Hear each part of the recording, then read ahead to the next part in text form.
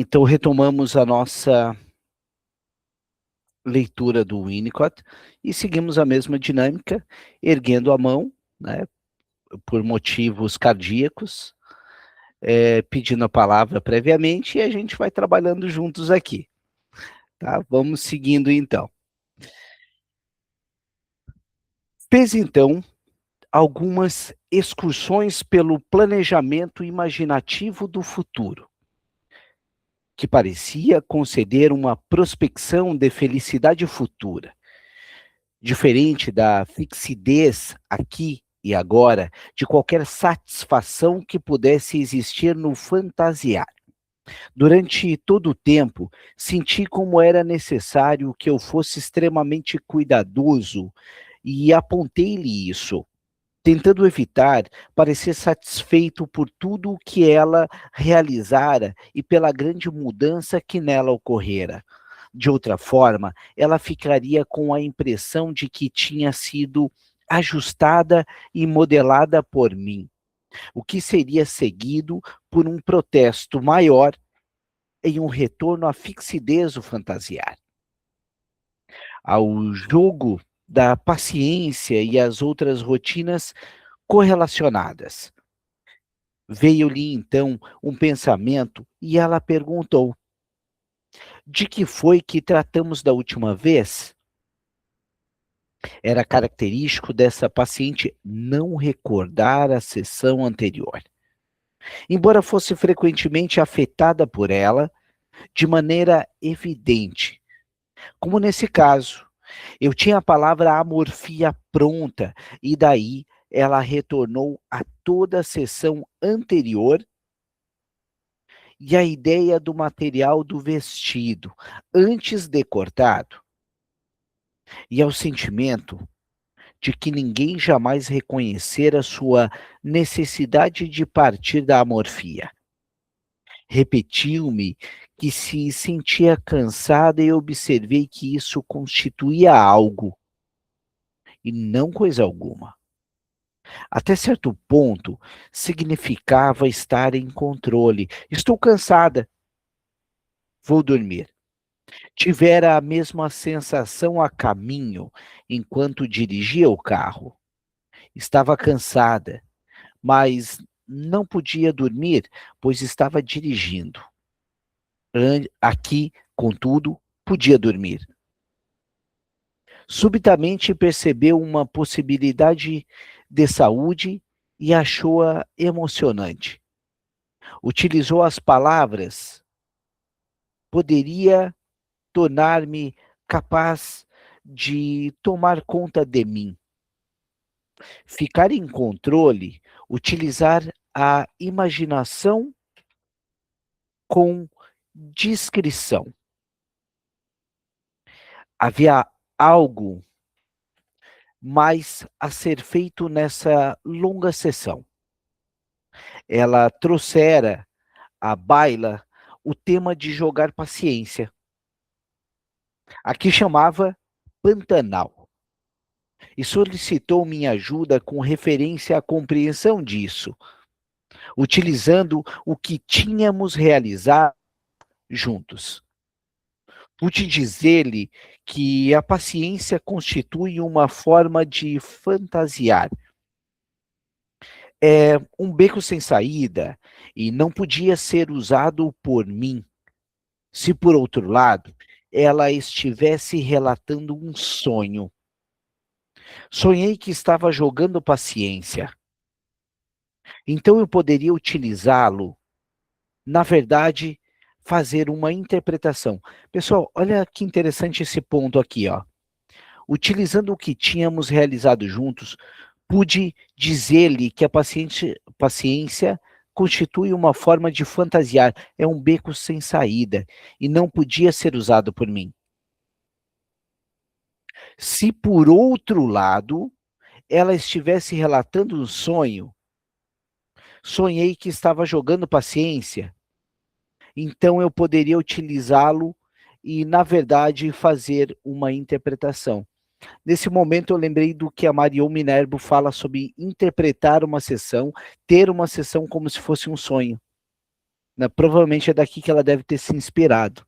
Faz muito sentido isso. Poderia dizer-lhe, você está lutando com Deus ou destino, às vezes ganhando, outras perdendo, com a intenção de controlar os destinos de 4 famílias. Ela pôde prosseguir a partir disso, sem auxílio. E este foi seu comentário posterior. Estive jogando paciência durante horas em meu quarto vazio. E o quarto estava realmente vazio porque, enquanto estou jogando paciência, não existo. Aqui novamente disse, assim, eu poderia tornar-me interessada em mim. Aqui a gente pode pensar numa análise da seguinte forma, usando como pano de fundo essa leitura. Uma coisa é você jogar paciência sozinha, outra coisa é você elucubrar sozinho, outra coisa é você jogar paciência na presença de outra pessoa. Ou seja, uma análise é você estar só, mas acompanhado. Ou seja, testemunha de uma existência, né? Ao final, relutava em ir embora. Não, como na ocasião anterior e recente, devido à tristeza por deixar a única pessoa com quem pode examinar as coisas, mas nessa ocasião especial, em virtude de que, indo para casa, poderia sentir-se menos doente, isto é, menos rigidamente fixada numa organização de defesa. Agora, em vez de poder predizer tudo o que aconteceria, não mais podia saber se iria para casa e faria algo que desejasse, ou se o jogo de paciência a possuiria. Era evidente que sentia a falta da certeza do padrão da doença e uma grande ansiedade sobre a incerteza que acompanha a liberdade de escolha. Nota que ao contar sobre a paciência, sobre o jogo, ela vai contando sobre ela vai experienciando ser ela. E aí, a partir disso, tomando posse para identificar os padrões de repetição. Colegas, passo a palavra, alguém quer pontuar algo, algum insight, alguma leitura, seja clínica ou sobre o texto do que nós vimos? Alguém gostaria de pontuar alguma coisa? Trazer para o grande grupo?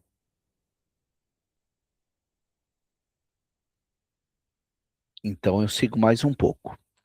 Diego, por favor. É que assim, nessa parte dela tá brincando sozinha, né? O brincar da criança, né? O brincar, o olhar da mãe, o olhar se funde com o olhar da criança, né? Então, ela estando sozinha ali, ela acho que ela sentiu essa falta desse ambiente mãe, né? É importante a gente pensar da seguinte forma. Vou trazer um pensamento bem clínico aqui. A escuta winnicottiana, ela é uma escuta diferente do que a escuta freudo-lacaniana.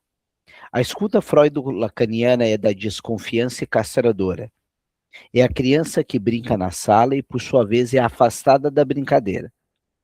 A escuta winnicottiana visa ter o espaço potencial de segurança e essa mãe entra na brincadeira.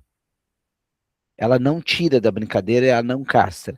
Ela é testemunha, nem que seja olhando, mas ela propicia. Vamos imaginar uma metáfora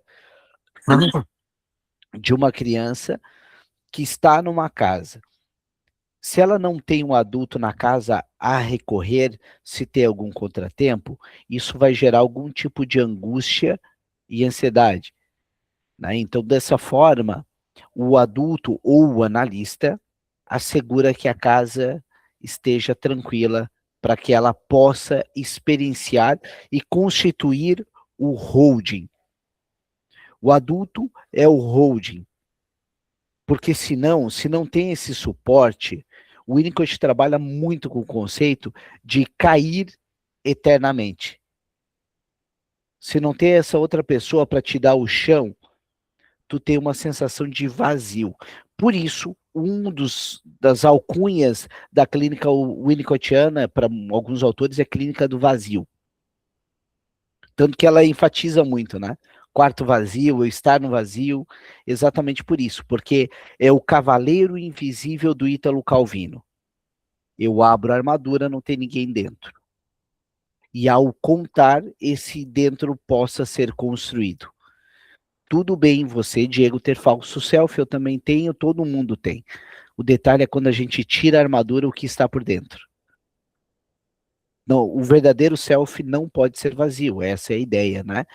Então, não sei se eu consegui trazer luz para o que tu perguntou. Era isso? Não, sim, sim. Faz sentido? Faz, a questão da mãe, a criança sempre tem que, é isso mesmo que eu queria dizer. A criança quer, ela pode até brincar sozinha, ela sabe brincar sozinha, mas ela tem que ter a mãe ali perto. A mãe participando da brincadeira ou apenas olhando, isso mesmo. Isso, porque o olhar já é um participar, né? Sim. Já é um participar. Tudo no Winnicott gira em torno da teoria do amadurecimento.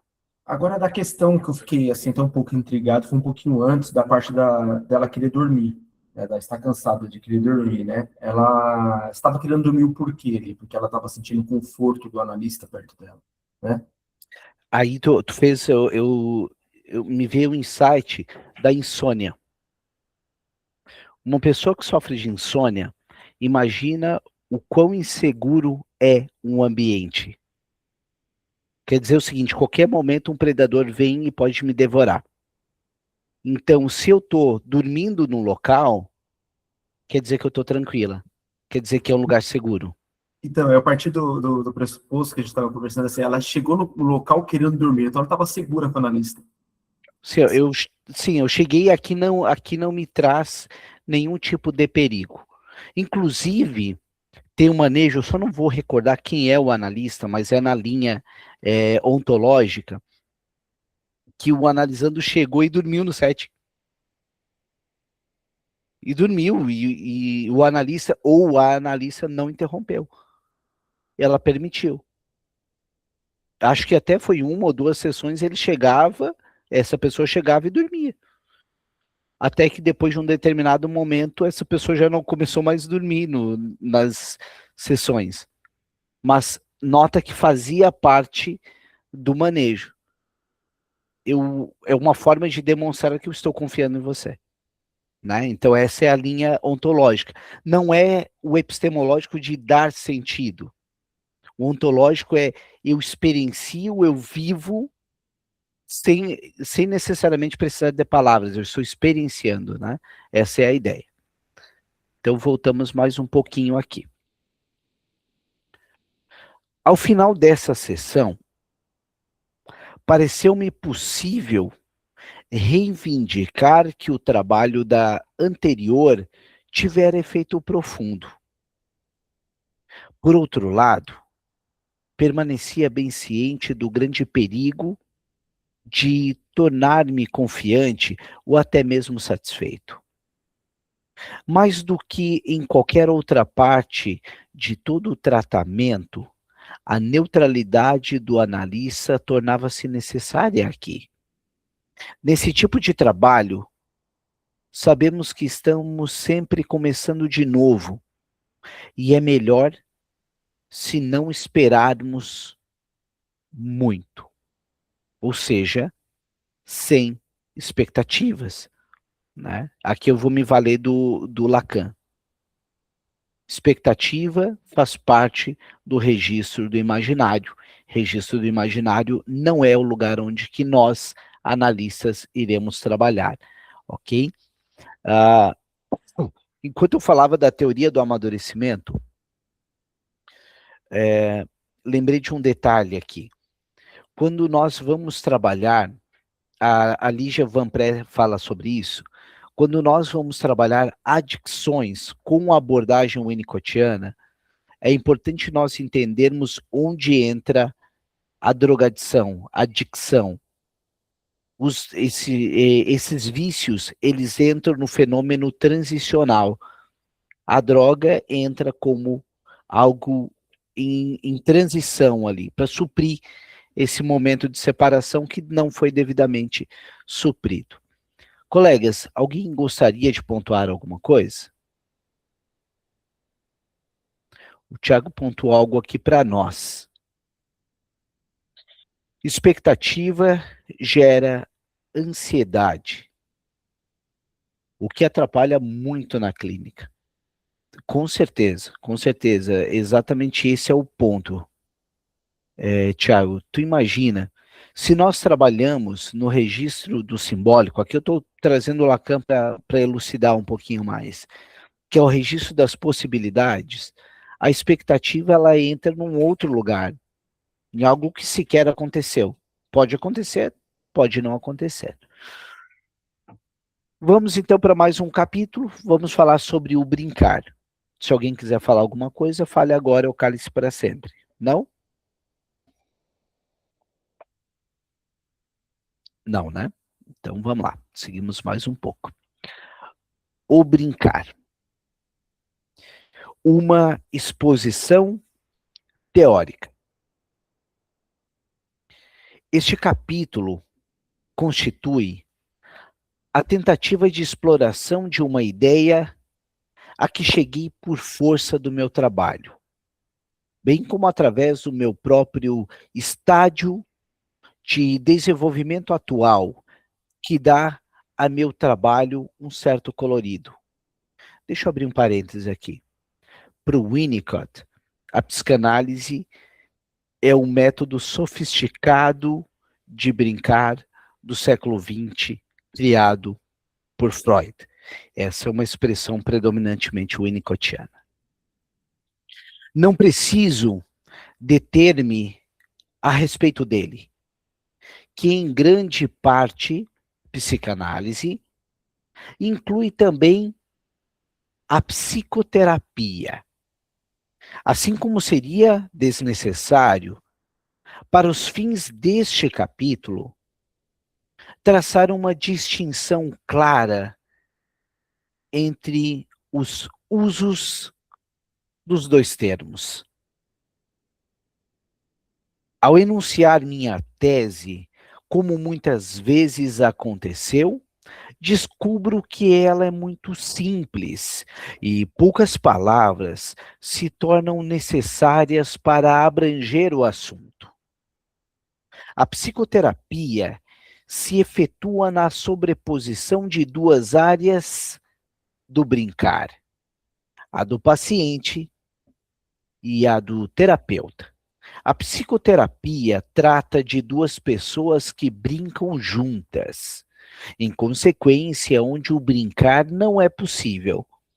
O trabalho efetuado pelo terapeuta é dirigido, então, no sentido de trazer o paciente de um estado em que não é capaz de brincar para um estado em que o é. Lembrando que o verdadeiro self winnicottiano se manifesta no brincar, né? O equivalente ao brincar de uma criança. Deixa eu ver o que o Diego fala aqui. Winnicott fala que o analista não sabe brincar ou jogar, ele simplesmente não serve para o ofício. Exatamente. Se você não sabe brincar, é que o brincar e jogar em inglês é play, né? Se eu não estou equivocado, em alemão acho que é Spiel, não tenho certeza, mas eu acho que é Spiel. Então, play e Spiel é o equivalente a brincar e jogar. No português, a gente separa as duas coisas. É brincar da criança, mas o brincar, né, o jogo é game, né, mas jogar é to play, né? Jogar em inglês é to play.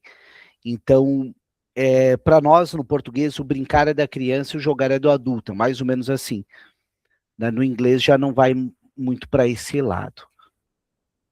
Tá? Alguém quer pontuar alguma coisa, falar alguma coisa? Não? Não? Nem os térias? Não, né? Então seguimos. Embora não esteja tentando passar em revista a literatura especializada, desejo prestar tributo ao trabalho de Milner, que escreveu brilhantemente sobre o tema da formação simbólica. Contudo, não é minha intenção que seu estudo, por amplo que seja, me impeça de chamar a atenção para o tema do brincar, segundo minhas próprias conclusões a respeito. Milner relaciona o brincar das crianças à concentração dos adultos.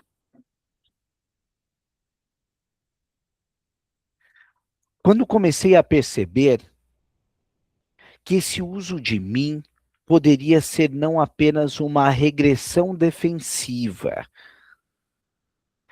mas uma fase recorrente e essencial de uma relação criativa com o mundo. Deixa eu ver aqui o que a Natália colocou. Estava procurando minha anotação, diferencia o brincar do jogar. O game tem regras, tem perdedor, o vencedor, enquanto o play é livre, somente o brincar, ou seja, brincar que se cria. Sim, essa parte aqui, inclusive, quando a gente fala do criar, né, a própria psicanálise ela gira em torno do criar.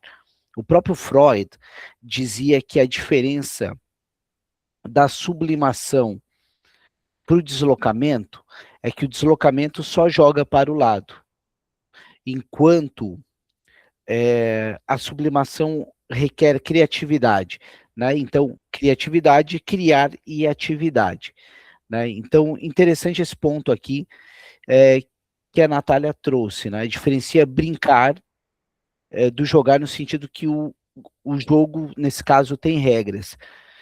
Pessoal, só que é importante também a gente pensar qual é a função do analista, que às vezes é muito deturpado quando a gente vê a elasticidade da técnica do Ferenczi, quando a gente vê o brincar em diferenciação daquele jogo rígido de regras, mas é importante a gente tomar cuidado para não chegar num ponto que uma das coisas que faz a análise, a gente analisa também o enquadre, porque senão entra num oba-oba, que daí fica meio complicado, é muito importante.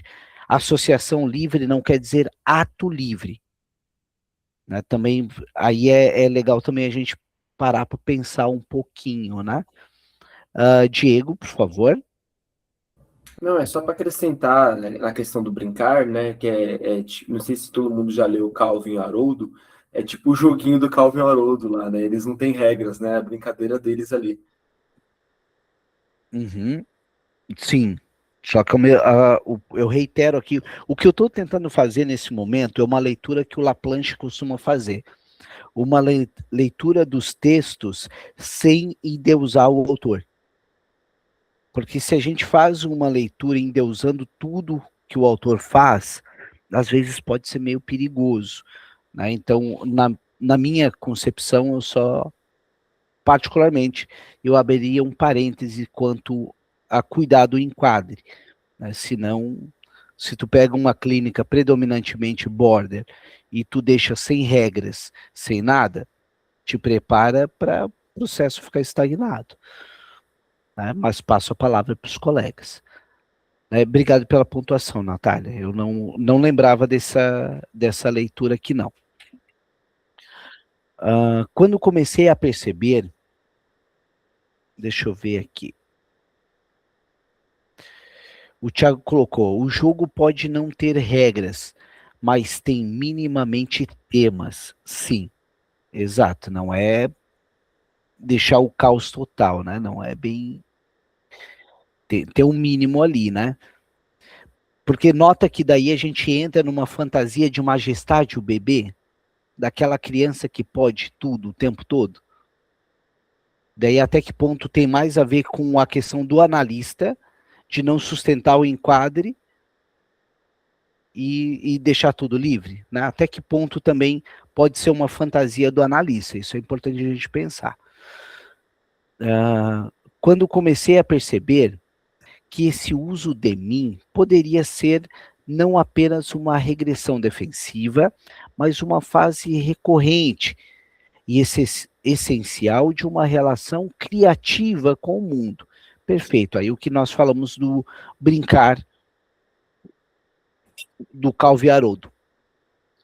Milner referia-se a uma fusão pré-lógica de sujeito e objeto.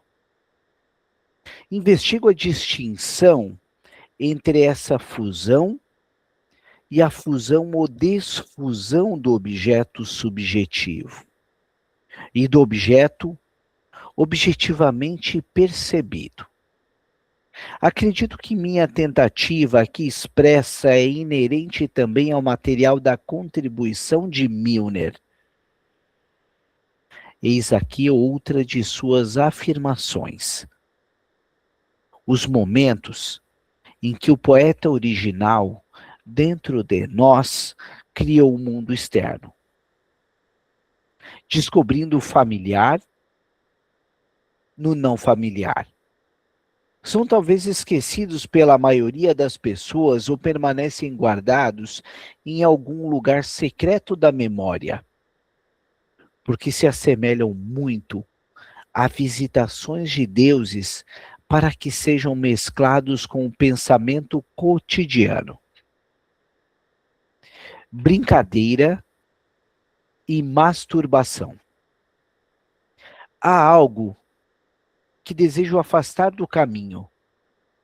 Nos trabalhos e estudos psicanalíticos, o tema do brincar já foi intimamente e em demasia vinculado à masturbação e às variadas experiências sensuais.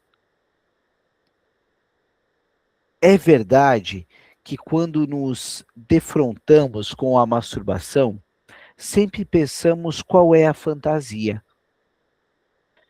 E é também verdade que, observando o brincar, tendemos a ficar imaginando qual é a excitação física que está vinculada ao tipo de brincadeira a que assistimos. Mas o brincar precisa ser estudado como um tema em si mesmo. Suplementar ao conceito da sublimação do instinto. Suplementar ao conceito da sublimação do instinto. Interessante esse aspecto. A nota de rodapé ali só fala a questão de integração do ego, desenvolvimento infantil. E aí a gente vem mais no próximo capítulo. Colegas, alguém quer pontuar alguma coisa? Algum insight, alguma questão aqui? Quem gostaria? Então eu sigo um pouco mais. É possível que tenhamos perdido algo pela vinculação demasiadamente estreita que temos feito em nossas mentes desses dois fenômenos, brincar e atividade masturbatória. Tenho procurado demonstrar que o elemento masturbatório está essencialmente ausente no momento em que a criança brinca. Ou, em outras palavras, quando uma criança está brincando, se a excitação física do envolvimento instintual se torna evidente, então o brincar se interrompe, ou pelo menos se estraga. Winnicott, 68. Tanto Chris, 1951, quanto Spitz ampliaram o conceito de autoerotismo para abranger dados de tipo semelhante. Diego, por favor. Eu acho que foi uma aula que eu fiz na Casa do Saber, agora eu não lembro. Um dos professores falaram que a criança ela tem a linguagem da ternura, né? E o adulto a linguagem da sedução. Eu não sei se envolve nesse texto, mas quando o adulto utiliza dessa linguagem da sedução para a criança, que tem a linguagem da ternura, ele interrompe o brincar da criança. Ele acaba com o brincar da criança. Tá, isso é Ferenczi, né? É isso, ele acho que utilizou do Friends. Não foi, mas foi numa aula do Winnicott que eu fiz, né? Que ele utilizou isso daí. Isso, não, perfeito. E faz muito sentido isso que tu disseste, por quê? Porque o Winnicott, ele pode ser considerado uma matriz ferenziana indiretamente, tá? Lembrando, Ferenczi é Hungria, Michel Balint, ou Michael Balint e Alice Balint trazem o Ferenczi para a Inglaterra, e o Balint fazia parte, juntamente com o Kahn, que ele mencionou ali, ó, Massoud Kahn, eles faziam parte também, o Bowlby, do grupo da Fenda, ou conhecido como Middle Group, grupo do meio, que não era nem kleiniano e nem ana-freudiano. Tá? Então, eles ficavam sob essa égide e a influência do Ferenczi era muito forte. Isso que tu disseste é bem relevante, porque a criança ela vai ter realmente essa linguagem, que é a linguagem da ternura, não a linguagem da paixão. E por isso que a gente muitas vezes, a criança não entende, quando ela se aproxima do tio, fica pertinho ali, para ela a linguagem é a da ternura, é o afeto, é o carinho. E por sua vez o adulto pode confundir. E aí vem aquelas frases absurdas como: essa criança me seduziu, essa criança é muito adulta ou sexualizada, e a linguagem dela é da ternura. Tá? Então essa é a jogada. Bem relevante o teu comentário, tá? E faz todo sentido. Quando falamos do autoerotismo aqui, que é muito legal ele trazer o Chris e o Spitz ampliando esse conceito, é importante nós lembrarmos onde fica o autoerotismo no desenvolvimento. Ele é bem no início do narcisismo primário. Alguns autores até colocam fora, trazendo que o autoerotismo é um prazer no próprio corpo, porém sem fantasia. Né? Então, tudo que a gente precisa é sempre trabalhar na linha da fantasia. Tiago, por favor. É interessante o que vocês trouxeram, porque agora me veio à mente quando, por exemplo, uma criança sofre um abuso sexual na infância e ela acaba desenvolvendo uma hipersexualização, né? Ela é uma sexualização, uma sexualidade antecipada, né? E ela, de alguma forma, ela, quando fica adulta, ela não quer o sexo em si. Ela usa do sexo para buscar amor. Uhum. Porque confundiu essa linguagem, né? Exato. Essa é a forma que a gente pode pensar. É bem por esse lado que a gente vai indo. Tiago, bem essa leitura que a gente pode fazer. Então, eu sigo mais um pouquinho aqui. Colegas, sempre que forem trabalhar, principalmente abusos infantis, essa linha de traumas, inclusive a própria clivagem que é decorrente, o Ferenczi é um autor muito interessante de se trabalhar. Né? Por isso que o Winnicott também é muito bom de trabalhar com esses casos bem regredidos. Né? Estendendo-me no sentido de um novo enunciado do brincar. Isso me interessa quando pareço constatar na literatura psicanalítica a ausência de um enunciado útil sobre o tema da brincadeira. Como a análise de crianças de todas as escolas está construída em torno do brincar da criança. Seria bem estranho descobrirmos que um bom enunciado sobre o brincar teria de ser encontrado entre aqueles que escreveram sobre o tema e não são analistas. Lovenfeld. Naturalmente, voltamos. Pessoal, só abrir aqui um parêntese para a gente pensar.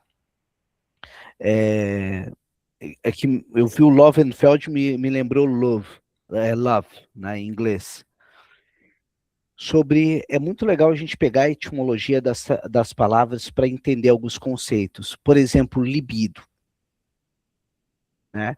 Libido é muito comum o pessoal confundir sexualidade com genitalidade, né? Libido, ela vem de lib. Lib é amor. Tá? Então, quando Freud fala sobre libido, sobre amor, e daí é quando ele fala dessa confusão que é feita entre sexualidade e genitalidade. Né? Inclusive, louvar vem da mesma raiz etimológica de love, de amor. Né? Então, eu louvo, eu amo. Né? São palavras que são correlatas. Me veio agora. Para que serve isso? Não tenho muita ideia, mas depois vocês dão conta. Só para não deixar passar. Quase como a diferença de espiritualidade e religiosidade. Vamos indo por aí. Vamos indo por aí. Por que eu falei isso para vocês? Que eu estou fazendo um curso com Pedro Eleodoro e ele é linguista.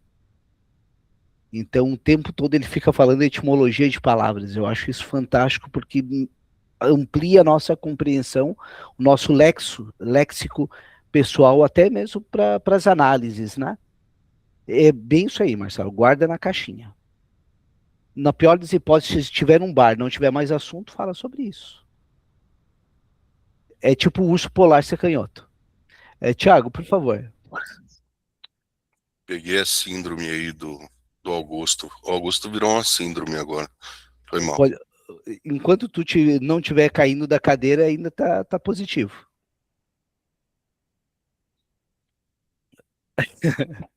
Eu não vou nem comentar, eu vou me restringir a não comentar. É um bullying com o Augusto, né? Coitado do Augusto. Não, mas olha como o instinto de defesa funciona rápido. Foi só falar disso, o Augusto conseguiu abrir o microfone, falar, fechar o microfone sem titubear. Viu? Exato. Ó, eu ia comentar exatamente isso. Nesse exato momento, o que a gente vê na prática é a questão que a percepção ela antecede o inconsciente. Né? Ele percebeu ali, antes de pensar, ele já reagiu. Né? A carta do Freud de 1896 para o Fliess, na qual ele fala que a percepção antecede, ele não racionaliza. Bem isso aí, Natália. Então vão ter... Pode falar. É como subir a escada ou descer a escada e não pensar que como que eu dou o passo, né? Como que eu consigo subir e descer acertando os degraus? Porque se você pensar, você tropeça. Pois então, eu nunca tinha pensado nisso. Acho por isso que eu nunca tropecei na escada. Faz sentido. Obrigado, Thiago. Pronto, agora a gente vai começar a tropeçar, que eu vou pensar. A partir de amanhã temos um surto de pessoas caindo de escada. Deixa eu ver aqui o que a Mônica colocou. Em negação, autodefesa negando a defesa. Isso é bem pontual. O André Green, inclusive, amanhã a gente vai trabalhar no curso do inconsciente ele, e a negação, o Green pega muito do próprio Freud, que ele diz, o não te conto é negar a negação. Né? E aí, naturalmente, a pessoa quer dizer que sim. Deixa eu terminar esse capítulo e a gente finaliza por hoje. Naturalmente, voltamos-nos para a obra de Melanie Klein. Em seus escritos, porém, Klein, na medida em que estudava a brincadeira, mantinha seu interesse centrado quase que inteiramente no uso desta. O terapeuta busca a comunicação da criança. E sabe que, geralmente, ela não possui o domínio da linguagem capaz de transmitir as infinitas sutilezas que podem ser encontradas na brincadeira, por aqueles que as procuram.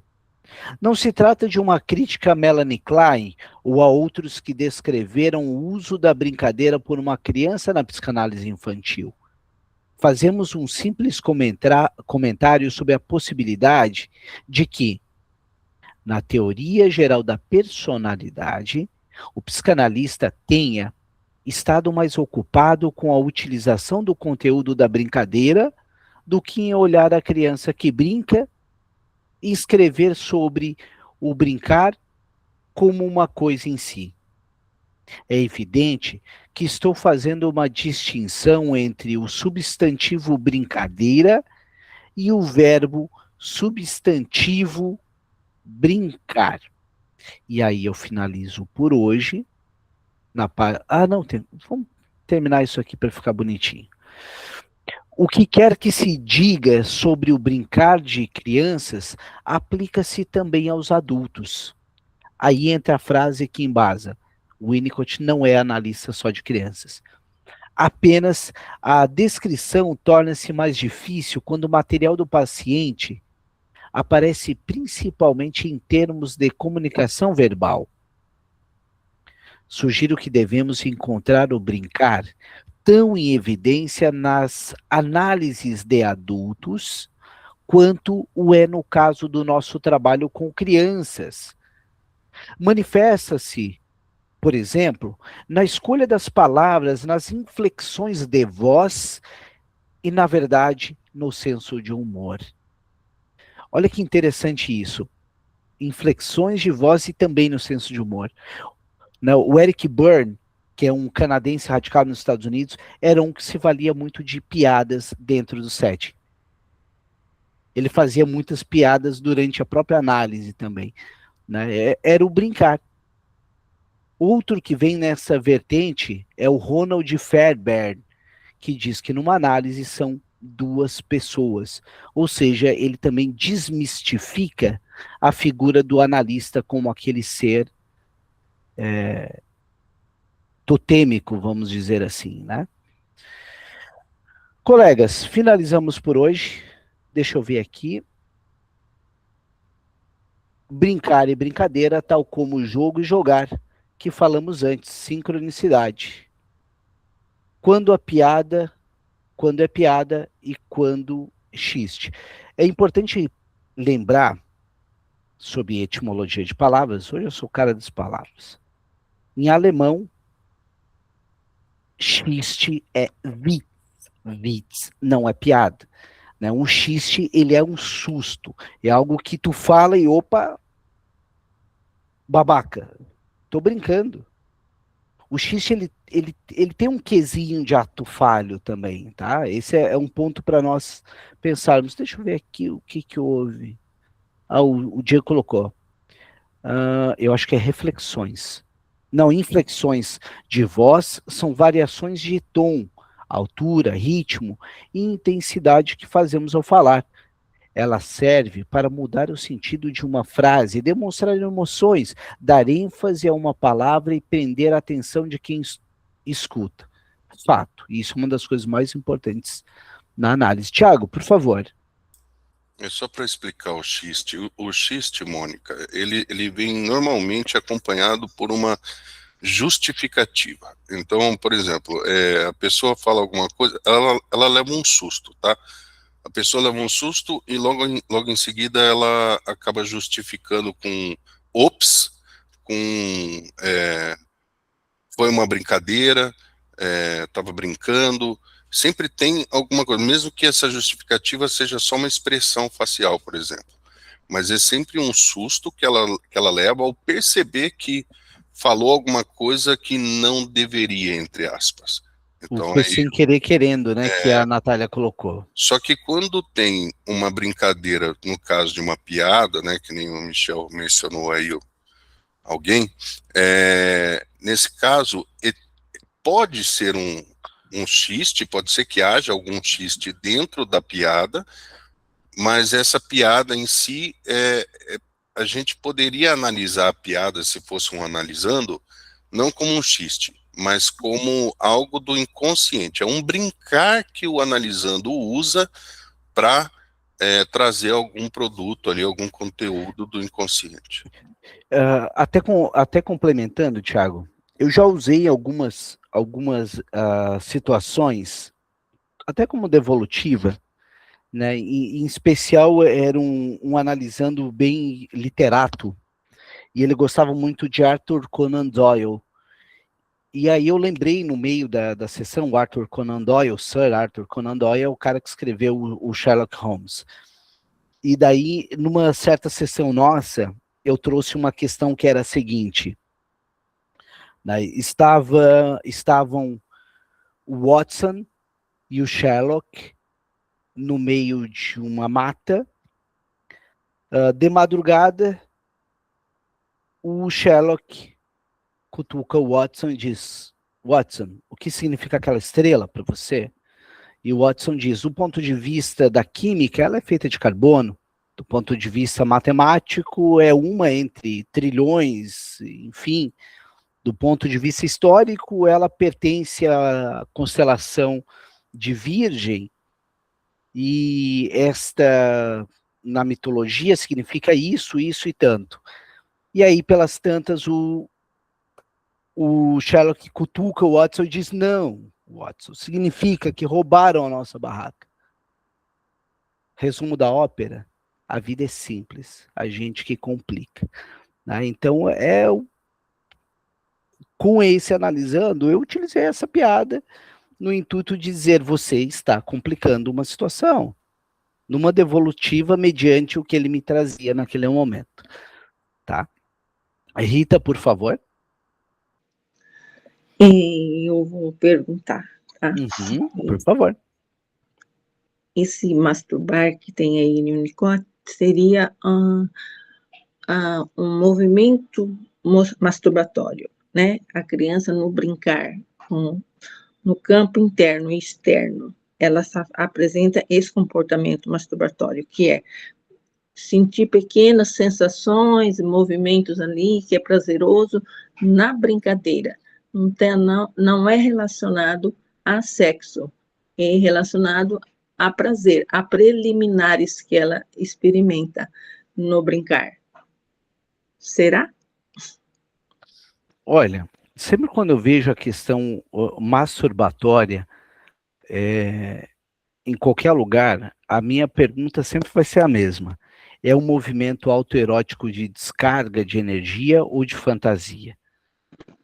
Né? Será que é um movimento de controle? O que está em questão? Eu acho que esse é o ponto. Na minha concepção, eu acho que a última coisa que eu vou ir é para a moralização, mas eu buscaria entender o que ele está querendo controlar, né? Porque, de certa forma, também pode ser até um fordar ali, né? Aqui eu estou divagando, já estou viajando na paçoca. Mas o intuito, eu penso que o mais importante é qual o tipo de repetição que está ali. Se é uma descarga pulsional, eu vejo dessa forma, tá? O movimento, o celular, ele é um movimento masturbatório, em muitos casos.